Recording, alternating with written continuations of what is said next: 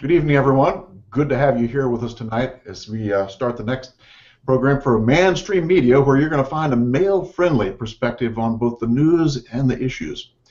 We got a lot to talk about tonight, and the first thing we want to say is that we're going to go now to a weekly schedule. So we're going to have MANstream Media each Thursday at 7 o'clock Eastern Time, 4 o'clock Pacific Coast Time. So we hope you like that idea. I know we like that idea, and we'll kind of see where we go from there. But tonight we've got a number of things we're going to be talking about. And interestingly, we're going to be talking about not talking.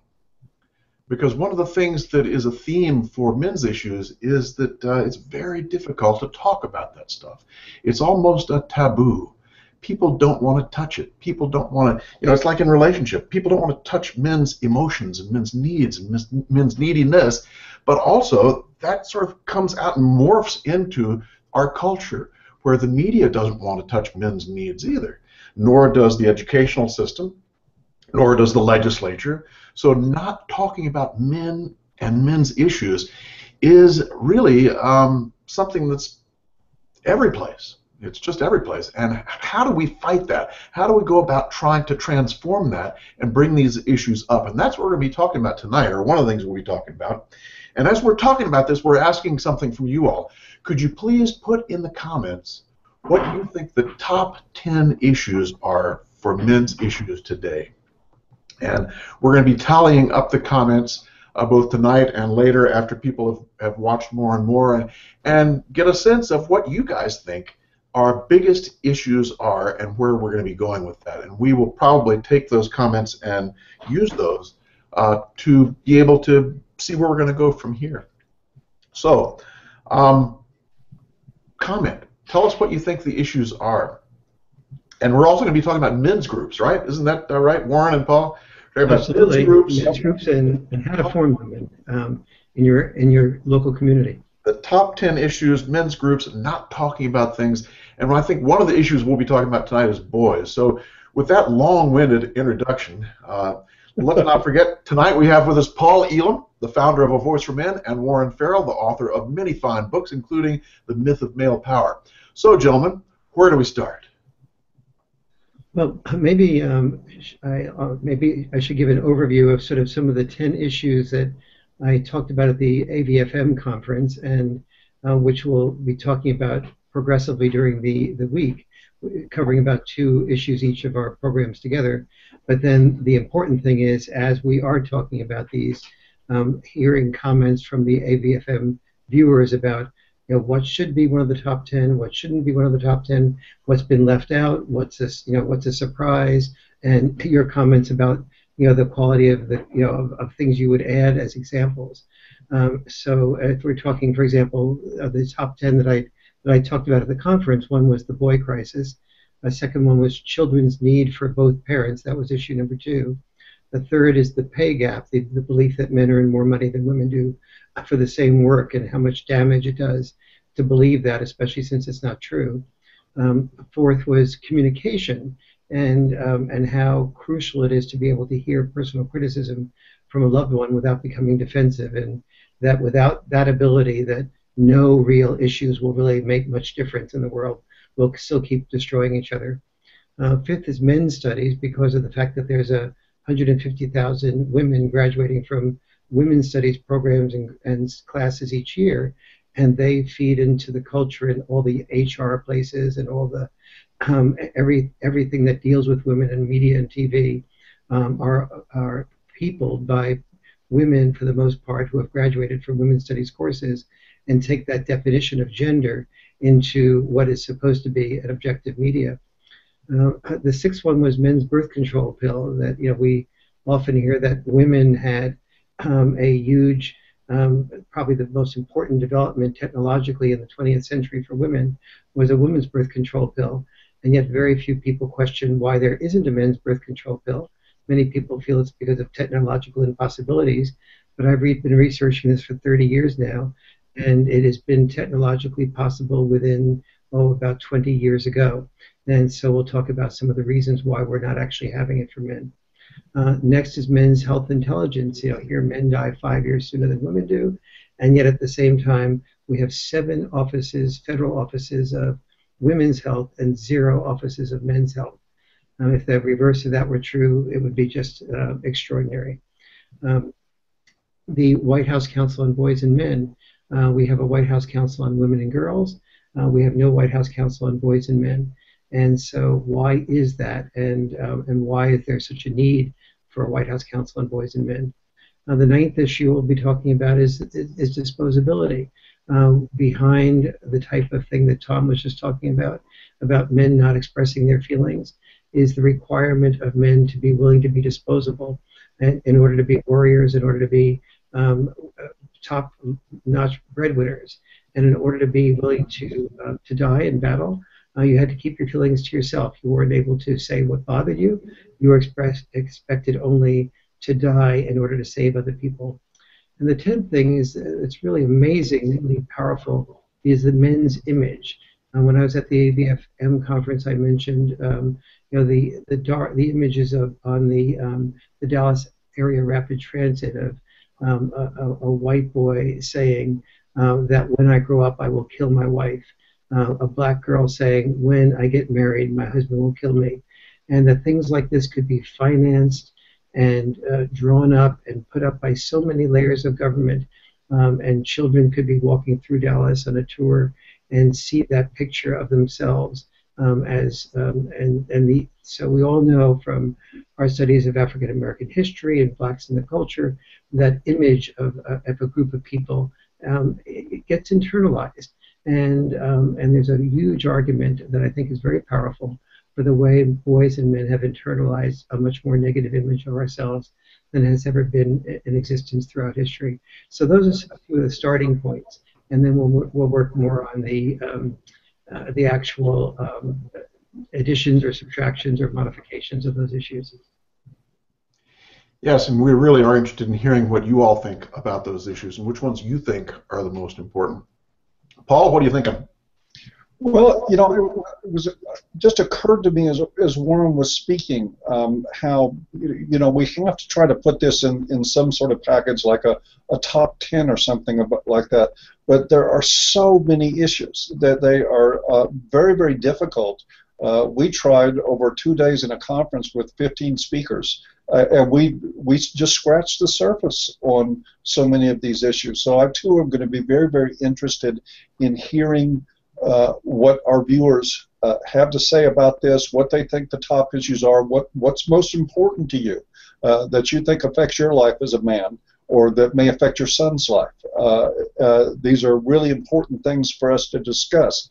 But let me go into what, to me, is actually the #1 issue, and that's sort of what part of why we were going to do this hangout today, is the rule that we have for men not to talk about their pain and not to talk about things that are factors in their life that impact them negatively.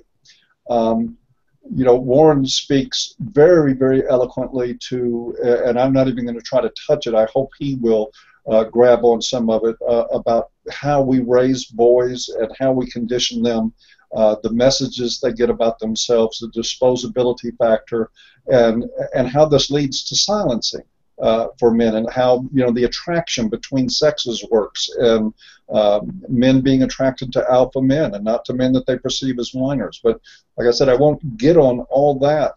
What I do want to talk about is what's going on from a more cultural aspect, I think, because I think it is so key and critical to look at what's going on.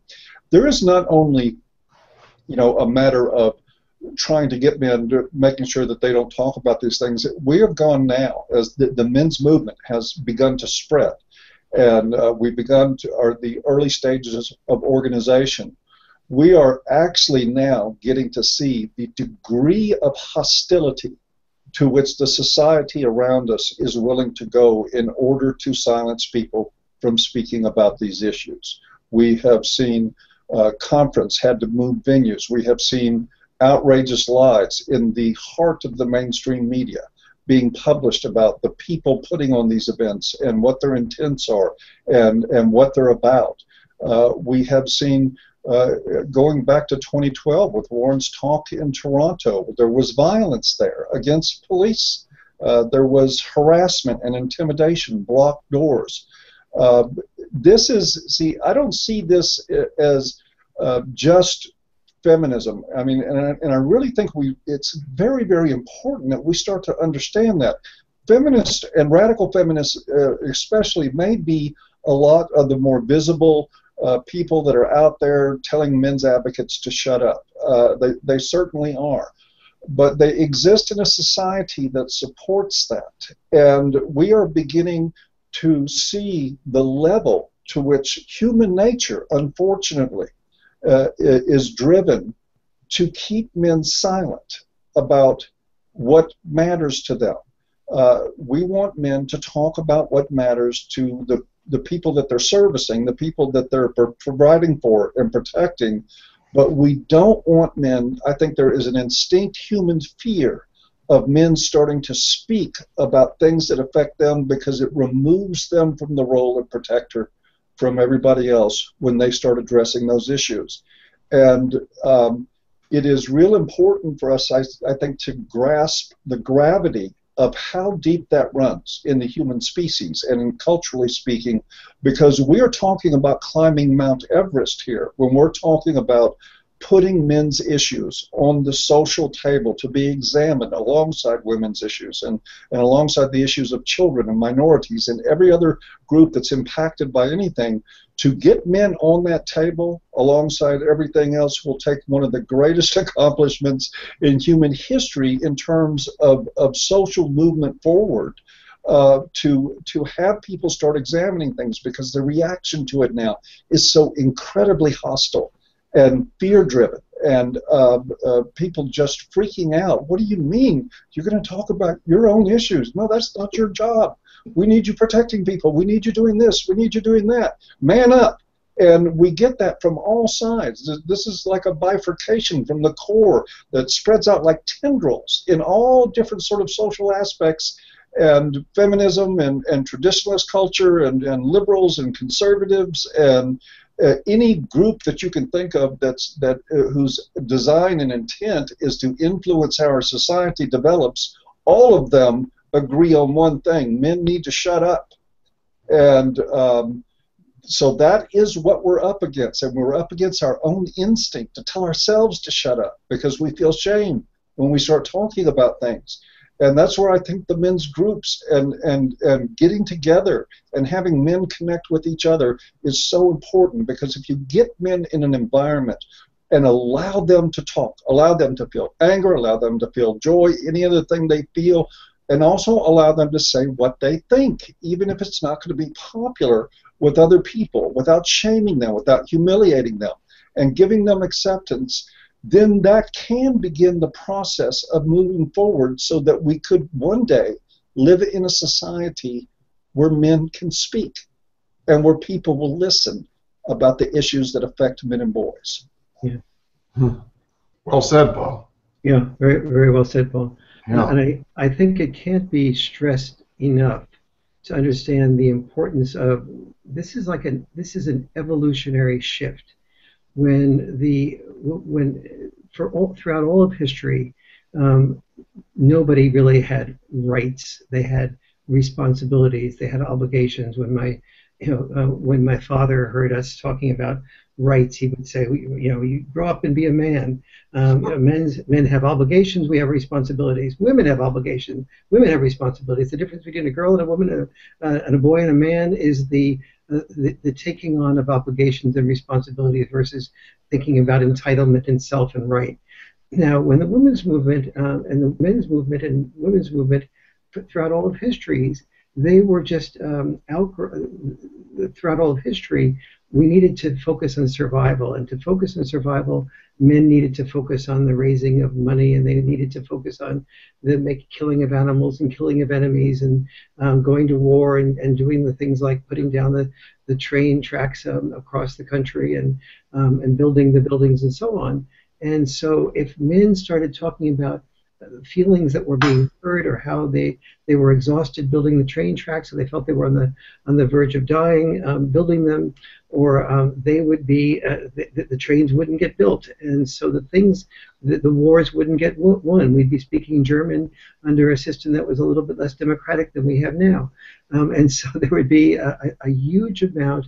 And more importantly, when a woman was thinking about raising 2, 3, 4, 5 children, and survival was her at stake, and there was no such thing as a birth control pill, she had to darn well make sure that she chose a man either with property already, or who was going to be able to get to do extremely well at work, so to provide income not just for her but also for the children as well.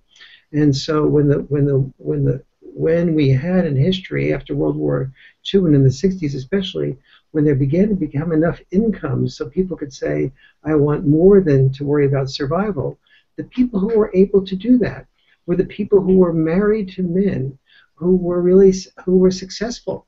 They were not poor women. They were middle and upper middle class women who were married to these men who were successful, but they started blaming the men for having all the power, as opposed to saying, thank you, men, for working so hard morning, noon, and night to provide the income that freed me to be able to go beyond worrying about survival. So that so the feminists have been part of a group that has had a deeper underlying current happening, and that deeper underlying current is that that we trained men to do the things like being willing to die in war and die in the workplace, and we thanked them when they did, but we didn't give them any space to question that process, because if they didn't, we wouldn't have the cadre of men registered for the draft, men ready to go to war, men thinking that they were heroes only if they were willing to die in war. And so this whole thing that we laugh at the Arab countries about for persuading young boys to go to war, because then they would have virgins that they would be able to have sex with when they went to heaven. We're not that far from that. The women fell in love with an officer and a gentleman. They didn't fall in love with privates and pacifists. And I think one of the things that I would like to invite AVFM members to do, and anyone who's watching this to do, is to call in and share experiences in your life where you were vulnerable and were oftentimes found that you weren't rewarded for that. And when I was single and I was involved with the National Organization for Women, I remember inviting a woman over to the home out for dinner once, and she was a president of one of the local NOW chapters. And I, at the end of dinner, I didn't pay for her because, after all, we were supposed to split everything evenly. So I but I didn't get the cues from her that she was splitting things evenly. She went to the ladies' room, but when I came back, when she came back from the ladies' room, I said, should we share the check? And she just burst into tears.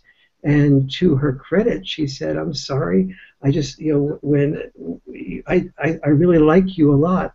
And for me, when a guy says that he won't, that he wants to share the amount that is being paid for the date, that's a sign that he doesn't like me.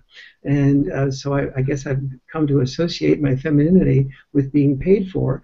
And here I am a president of NOW. I'm so embarrassed. And so I saw this type of thing in my life. I remember inviting a woman over to my home who had a very strong positive opinion of me, but she was a little bit disturbed that she said, I can't be involved with somebody that I feel is like just perfect. And these are the days when I was in feminism, and that misapprehension of me was more common. And she said, would you share something about you that you feel is vulnerable? And I picked out some thing that wasn't really too vulnerable, but a little bit vulnerable. And I could feel the distance that she had from me. And later I walked her to the bus stop, and she said, I'm so confused. I brought birth control with me, and yet I didn't want to use it. I don't know what happened. And I knew what happened. That the second I shared something about me that showed vulnerability, even though she asked for that, it didn't turn her on, it turned her off. And so I'd like to invite uh, all of us to call in and share that, so, because people, when they hear our real life examples of how we are not encouraged to open up but discouraged, it helps people to be more conscious of the many situations that occur in everyday life that discourage us as men from sharing who we are inside of ourselves, from having you discover our unique self and our vulnerability as well as our strengths. Hmm. Yes, and I just feel strongly that both what you and Paul have just said is that it's actually a dangerous world now for men to be talking about men's issues. And in a lot of ways, it's worse than it was 10 years ago. I mean, 10 years ago, I remember I could say things and get away with it, and people would just go, they wouldn't say anything. But now people are starting to listen. They're starting to get more upset. And what this does is, I think it sets men off because there are very few safe places now. Not only are most men who are involved in men's issues hurt and crushed by a misandrist system, they're also at a place where there's very little support around them with people who really understand. You could see it at the AVFM conference. You could see then that when men were around other men who had a similar worldview and were shoulder to shoulder with those men, it lit them up. It lit them up. I mean, we were all lit up in a way just to find a place where we could be with other men in similar circumstances. And I think that's really what we're talking about now, is how can we help men around the country get into a circumstance where they can be shoulder to shoulder with other men.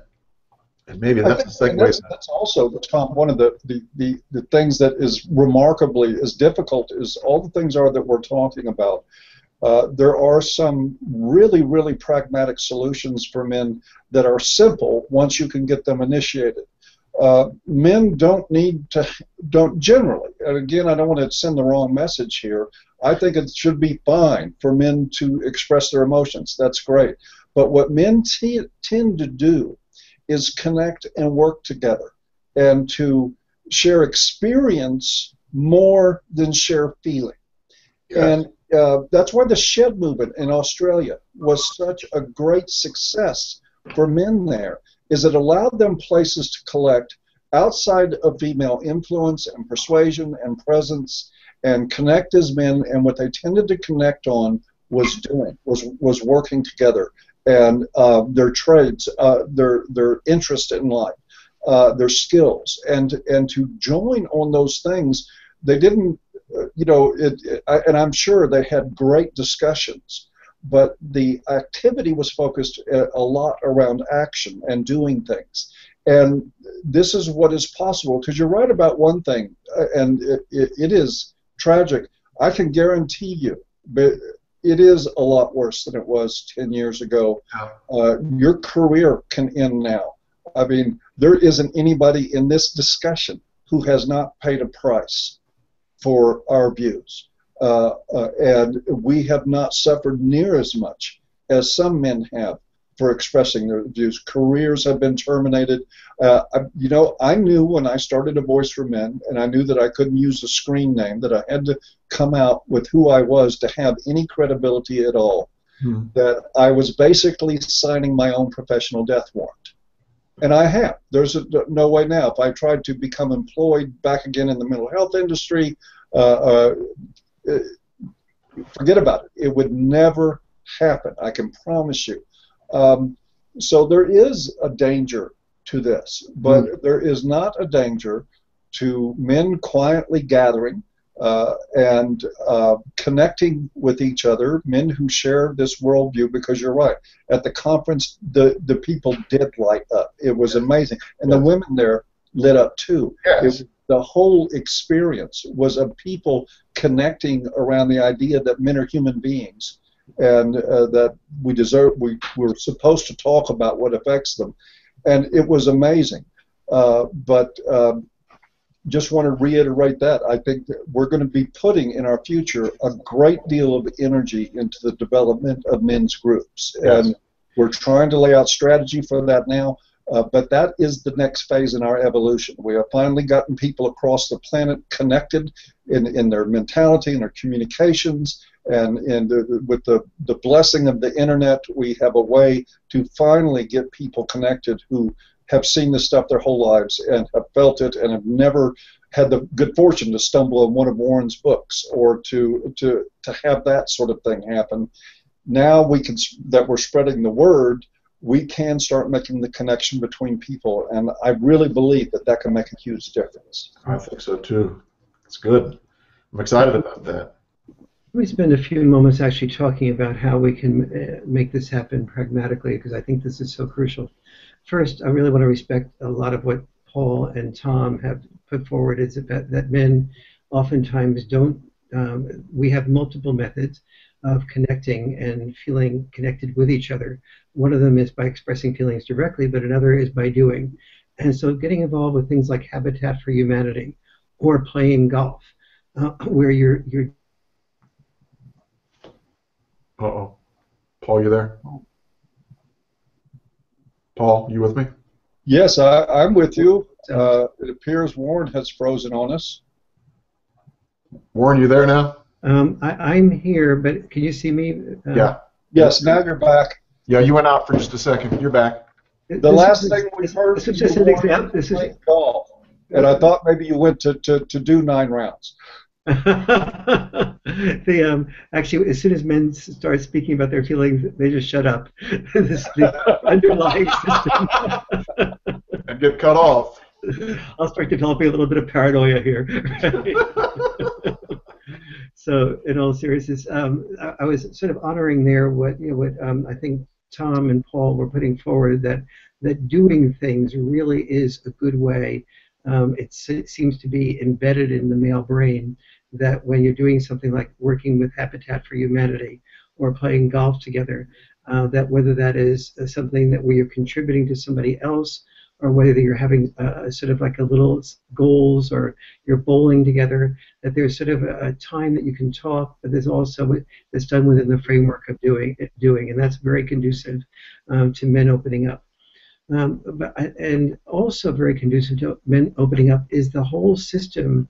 A Voice for Men says it in its title, that this is an internet framework for a voice for men. So one of the things that we'll all be working on is setting up a framework where people can say something like, I'm interested in a men's group, and we can begin to get people connected to each other, so that they can, if one of them is in DC and the other one is in Ferguson, they can talk about the feelings that they have on a Google Hangout, not just having to physically get together. But there's also a third method as well, and that is to be able to form men's groups where you can physically be connected to men in your community. And the value of that is that these are people, because of the proximity, to some degree proximity still is destiny, and that you can meet somebody if you're at all faith-based in your orientation, reaching out to the synagogue, to the mosque, to the church, to your congregation, and expressing an interest in your congregation's newsletter about the possibility that you want to be involved with somebody to get a men's group together. Faith-based organizations are very good structures for people of like-minded modalities to do that. However, if you do get together, also there's other ways of doing this.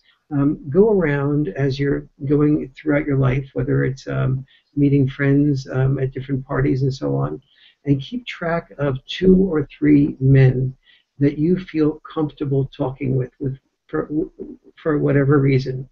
There should be one dividing line in common.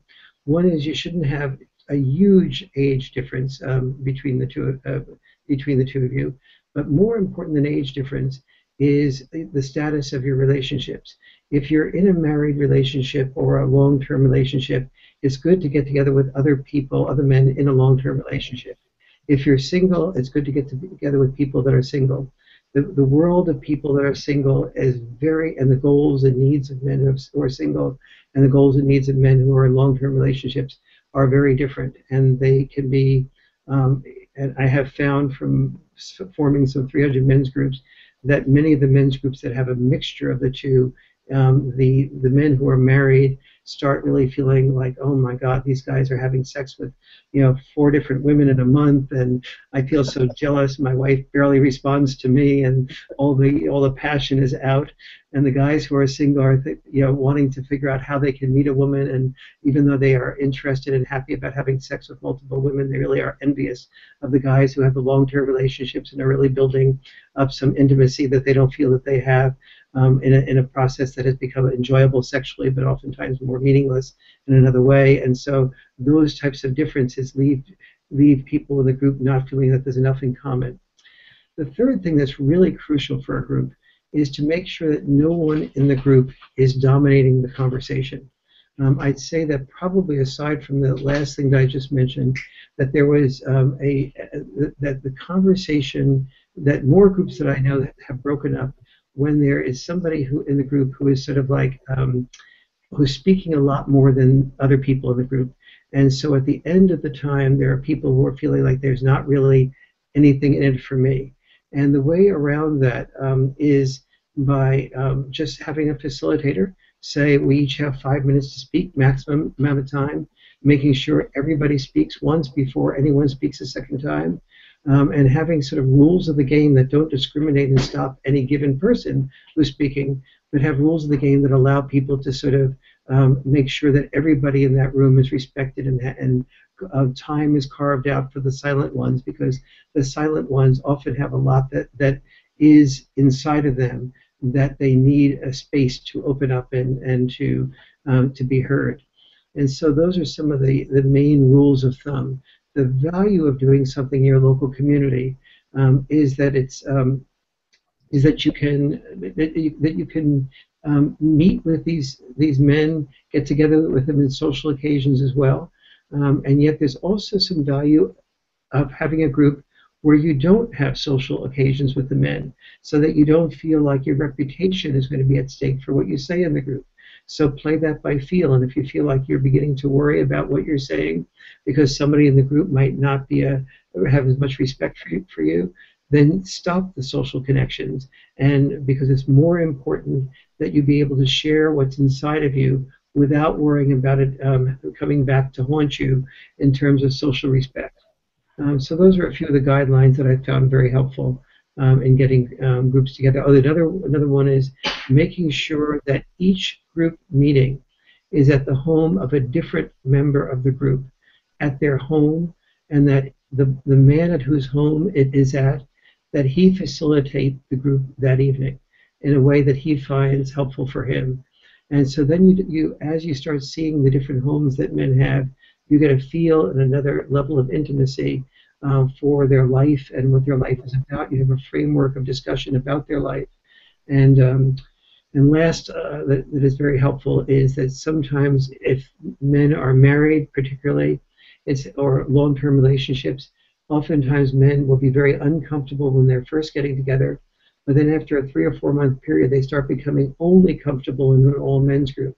And if there are men who have a woman in their life, it's helpful to have every other meeting or every third meeting be with the women, so that the women don't become straw women, that you begin to sort of that you're saying one thing about your wife or your woman friend in the men's group, but then when the men in the group actually meet that woman friend and get her view of it, it helps take the man, when he comes back to the men's group the next meeting, it helps take the conversation to a deeper level and a level of honesty that is oftentimes not exposed by our volunteering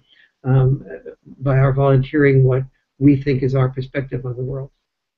Well, I'm not so sure about that last point, Warren. I've been involved in a men's group now for about 20 years, and we've never had women, and we're never going to have women, period. And that's really worked for us just fine. Yeah. What we needed was a safe place. We needed a place where we could get together and kind of hash things out and do what we call check in. We just kind of check in and say, well, here's what's happening with me, and that's all we do.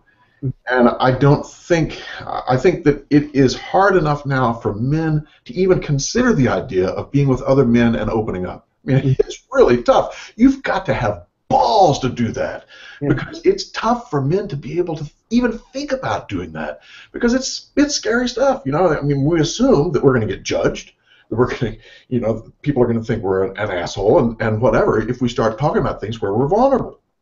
So it's a very, very risky proposition for men to even do this, and to have women involved. I don't know. I think I'd take the counterpoint here, Warren, and say, stick with the men for now. Get safe there, then you can branch out and do what you want to do. But get safe in a group of men where you feel shoulder to shoulder and feel good about it.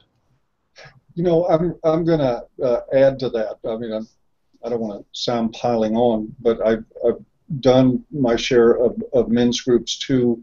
I used to do a lot of them as a matter of after treatment for men that were in chemical dependency treatment, and we never allow a woman into the group. It was strictly forbidden, and it is not to exclude. I mean, one of the things, and here's, because I understand what Warren's saying, is that you can have concerns that happen, especially in marriage, where people wonder, what are you doing in this group, and what's happening here? And one way to address some of that would be to have periodic inclusion of the person's significant other. But here's what I think. A lot of the men that I've worked with, so many of them, you could go into their home and you might find 5 square feet that actually is their room in the home. All their homes, everything in their lives, their jobs, is all about their families. These are guys, they put up one of my old videos on the site recently called A Prayer for Joe Bob. I suggest you might go listen to that. That's a great one, Paul. And these men have nothing that becomes their own. And their lives tend to shrink year after year in many marriages. Rather than having real partnerships, it is one of a disappearing self into the role of protector and provider. And what the groups that I did focused on was the first point of order was the permission for male space. That we didn't have any room in this space for anybody but this group of men. And we were going to keep it that way. We were going to keep because men change when women come into the room. They change the way they talk, what they're willing to express. And the point of the group, in my mind, is for the men to connect to each other as men in very real ways. And if you bring feminine influence into the middle of that, it will never happen. So while I understand the logic of what Warren's saying, I would say that I'm going to have to take the counterpoint on that one too. We need men to have space to create for themselves in that 1 hour, hour and a half, 2 hours a week or a month or whatever it is they do. And to take the message from that for these men to go start outside the group, carving out space in their homes and their lives, and trying to reshape their partnerships and the way they view themselves at home. I had guys in my groups. One guy I'll never forget. He came to the group and we were like 30 minutes into it, and he just suddenly burst out in tears. And I mean, wept really, really openly. And at first I was like really concerned, and then I could see he was like kind of okay. The group got very quiet. And so we asked him what was happening, and it was really simple. He had one car garage and 2-car home, and his car was always on the street. And he had just bought a new car. His wife's car was older at that point, and he wanted to park his new car in the garage. And it took him a week of fighting, and he finally quit fighting and parked his car in the garage. And he sat down and he told his wife, look, this is a partnership, right? This is the way we're going to do this one. And in 20 years of marriage, he had never done anything like that.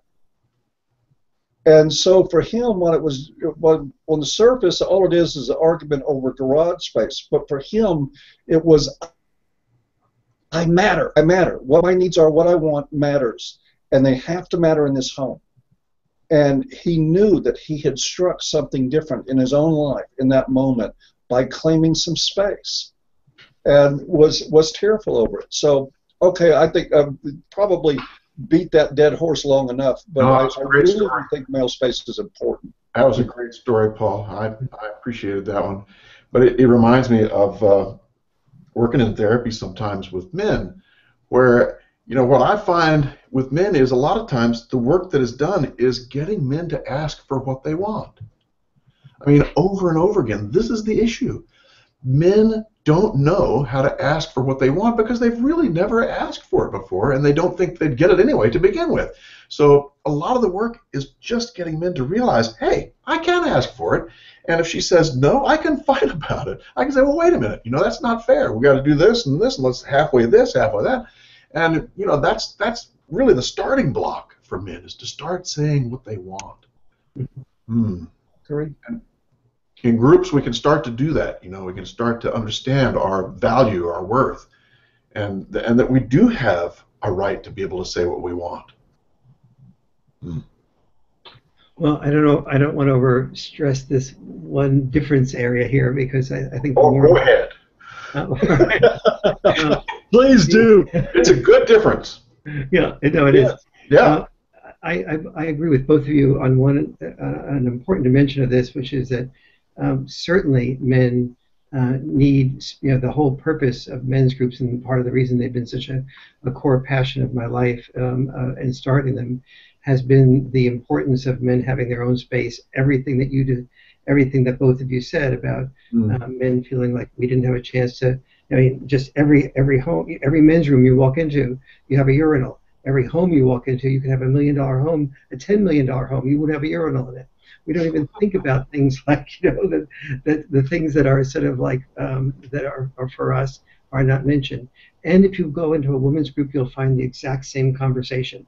Women feeling that they haven't spoken up, and that they haven't mattered, that they've been secondary, but they'll have their examples of that.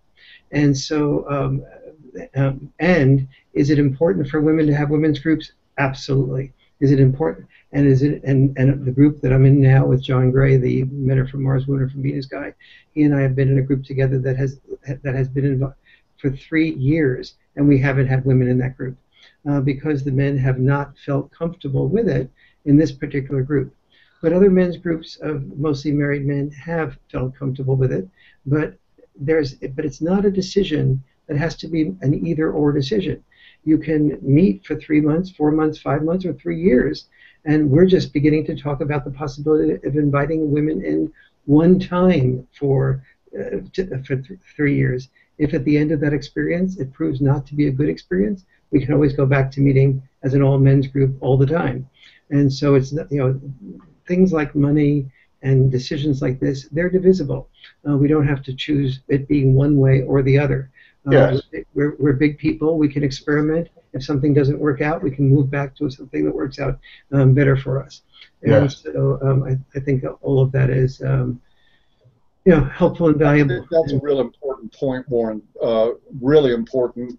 My experience with groups is that, of course, young groups is where you have a little more dysfunction in the beginning and power struggles as people jockey for positions in group, and as groups mature and become cohesive, they tend to go in a lot more functional directions. So I think that you would probably see a collective group wisdom emerge in any functional group that will ultimately make, in almost all cases, will probably make a correct decision for that group by consensus. That's all I had on that. And I confess to an overall philosophy of sort of is to create comfort for people, and then give some extra comfort after comfort is created. And then when a lot of comfort is created, create discomfort. Move out of your comfort zone.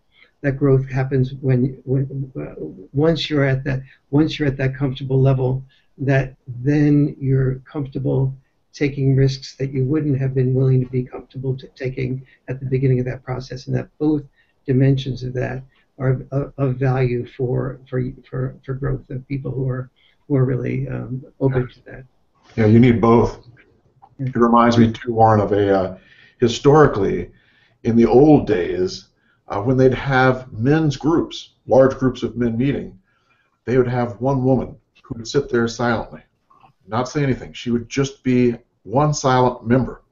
When they would have women's groups, they would have one man sitting there, not saying anything, just being present. And they talk about this was really held everyone accountable. And it's kind of like, it reminds me of the yin-yang symbol, you know, where you have the yin-yang, you got one dot of black within the white and the vice versa on the other side. And it's kind of like that. And when I thought about it, I thought, yeah, that's not a bad idea, really. Maybe someday we'll get to that point, but I think we got a long way to go to get there. We'll see. In that context, Tom, I think that one of the things that's helpful for people who are in long-term relationships and want to start a men's group, oftentimes the women that they're involved with have a fear. And the fear is that the men will all get together and badmouth the women. Yes.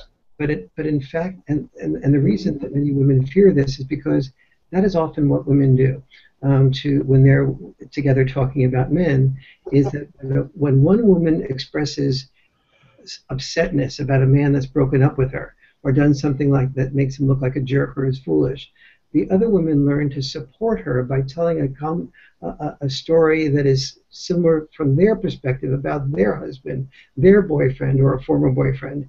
And if that woman breaks up with a guy, oftentimes other women will come in and say, yes, I never could understand why a wonderful woman like you was involved with a guy like this. And so but I didn't want to say anything to you because I didn't want to upset you because you seem to be happy. But now that you really made a choice to break up, I really need to tell you this. And then they'll start talking about, well, you know, he came on to me at a party, or he was inappropriate in this way, and that's the woman's way of supporting each other, to build up the sense of, like, you know, it's the end of my life hath not come because I'm breaking up with this guy. Whereas men, we tend to hear each other talk, and this is an argument for your argument about the comfort zone that is needed for the security. When men tend to talk, there's a different type of dynamic, which is we tend to be problem solvers. And if Tom and I are in a group together, and you say you have a problem, my natural unchecked instinct would be to figure out while you're talking 5 things you could do to end that problem right away. And so our job, when we meet the snake in the Garden of Eden, is to kill the snake, not to talk with the snake. And so we learn to. And so if you have a problem, we'll sort of make sure that problem gets settled right away and fixed right away. And so we don't support. And so when we're explaining a men's group to women, we need to be able to explain to women that it's our tendency to not put women down when we are upset, but to put each other down for the conflict, to solve the conflict by doing that put down, and but what men need to learn and get out of a men's group is giving men space just to air their own feelings fully without being problem solvers. But we are not at all inclined as a sex, as a gender, to be to figure out, to solve problems by blaming women. Maybe, I don't know. My experience has been that sometimes we do complain about women, and you know what? That's all right. But the other thing that I've noticed with the men's group that I've been in is that when I'm upset about something, they don't tell me a story to make me feel better. You know, in fact, in the men's group. Yes. Oftentimes, rather than telling a story like the women might do, the man will simply put his hand on your shoulder. That's all you need. Just a hand on the shoulder, or somehow letting the man know that you have respect for him or admiration for him. Those 2 things are like a balm for men. When other men hear your story, hear what's happening with you, and still have respect and admiration for you, that does something to men inside, and we feel okay in some ways. It's very different from the female process of healing, which is, you know, kind of tell your story, talk about it, tell another story, la la la la la. You know, the men simply sit in the presence of other men. You like that, Paul? Well, what are you laughing at? Just the la la la la la. Yeah, he was laughing at my histrionics. I will say, with no disrespect to women at all, I'm glad I never had to facilitate a women's group. Yeah. I can't say that I've not had that problem, so we'll leave it at that. Talk, Tom and Paul, with me about your experiences with groups, men's groups that you've been involved with, being socially involved with each other and being in each other's community. What's worked about that? What hasn't worked about that? Well, my difference, one, is and it is a sort of a different experience. The men that I worked with were all recovering drug addicts and recovering alcoholics who also met with each other in 12-step meetings, and who had been through treatment together, who knew each other. So there was socialization of some sort or another outside the group. And generally, the experience that I saw in that was a good thing. That there was a camaraderie and friendships building, and I saw it happen a lot of times, particularly with married men, guys that had. A lot of the work I did with people that were problem drinkers with men, we were able to. I mean, there were certainly childhood issues and biological factors play into that, but one of the things that aggravates drinking for men that are problem drinkers is this rote performance every day, day in, day out. My life is nothing but work, and they drink to relieve the stress of that, and they don't have any life outside of their work or outside of their family. And what I found was that for the men, some of the married men that connected and socialized together, that they started finding time and carving out time of their lives where I'm going to go hang out. Yes, I am. A lot of the marriages, as we looked at them, because alcoholism treatment is about treating families more than just individuals.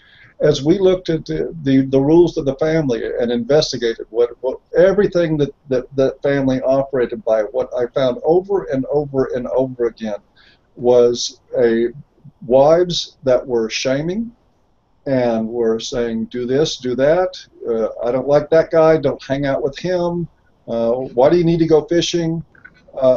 This is big stuff when you're talking about the evaporation of an individual's interest in the things that they feel passionate about and that they enjoy on their own, of surrendering them one at a time without a struggle. And I think a lot of times that's where we see men reaching for bottles and reaching for drugs and reaching for other women, is just to feel alive again, just to have something happen in their lives that makes them feel different than how they're feeling otherwise. And so working with those men, one of the things that as I continued to work with them was to constantly, gently challenge them that they had to reestablish life. One, and we used the 12-step meetings. One, you're going to go to 12-step meetings. That's a given with a lot of people in recovery from alcoholism. So there's one thing right there. You're going to go out and get socially connected outside of your house. You're going to start meeting people, getting to know them, hearing their stories, because that's what they do in those meetings. They talk about, how their life was, how it's improved, their struggles of the day, and they get a lot of that, and they hear a lot of that in a mixed group. This was like really difficult on families in the beginning, because most of the time we recommended that they make 90 meetings in 90 days immediately after leaving treatment. So it became a dominating part of their lives to go to these meetings, the ones that actually did that many. And with the men that I worked with, I found when over passing of time, the guys that stayed sober were the guys that continued to carve more in life for themselves out. I can't attribute that scientifically to how it applies to recidivism or anything like that.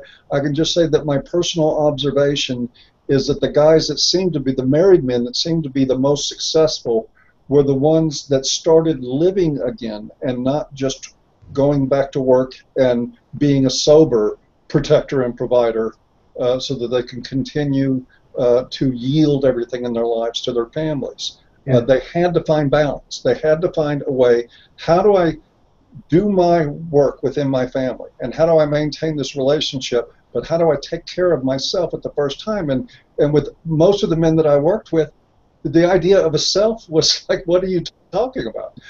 They didn't even know what a self was. And then finding out that not only did they have a self, but it deserved to be taken care of was quite a revelation for some of them. So that's I probably wandered off topic there, but I will yield to Tom. And I yield to Warren. Well, Tom, my question actually to you, the part was, has your experience been that it's been good or not good that the men in men's groups get together socially outside there? Does there become too much dependency on, like, does that close the men up or does that open the men up in your experience? The group I'm involved with is both a group where we meet regularly, but also spontaneously social groups. So we go out and do things together as a group of men. Sometimes go to a game or there's one guy has a place in West Virginia that we'll go for the weekend and kind of sit around and drink beer and do this and that. So yeah, it works out perfectly for us, but I'm sure every group is going to be different. You know, some people never want to have a social aspect. Some people would want more of that. The group that I'm in is probably a bunch of introverts. You know, we're much more interested in navel gazing than in going out and socializing. So it works for us. Good. One thing I would add to that is on the issue before about involving women, and part of the purpose of the possibility of involving women, and it really is not a magical formula in either direction from my experience, but one of the things that is somewhat magical about it sometimes is that all the things that both of you are talking about, that all three of us are talking about a man saying something like, you know, I had never had a sense of self. I don't have time to myself. I feel my car is, you know, not even invited in the garage. I feel I don't have a space in the house for me. You know, all those things. The great majority of women, as a result of the feminist movement and as a result of the atmosphere and the culture for 30 years, have no idea that these are all the things that women have been saying.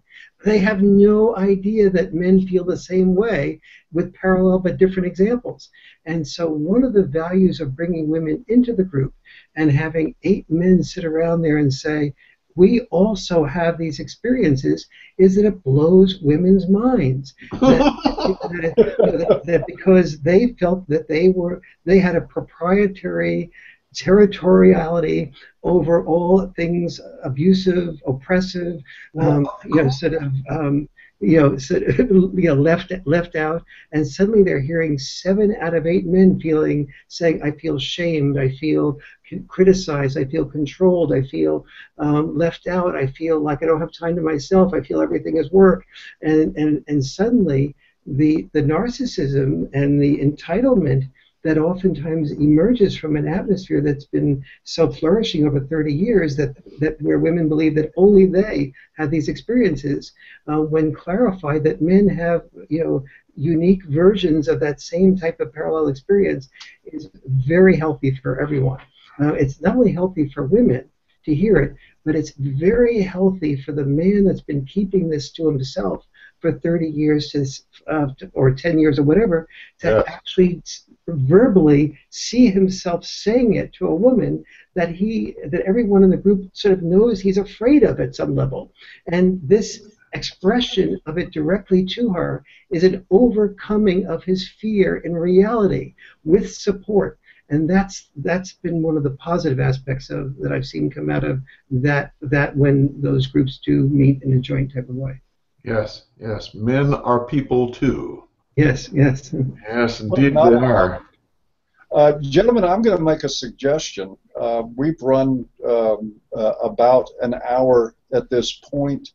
If we're going to do boys, we probably ought to do it soon. However, we could also, I think, continue that at the next hangout. What do you guys think?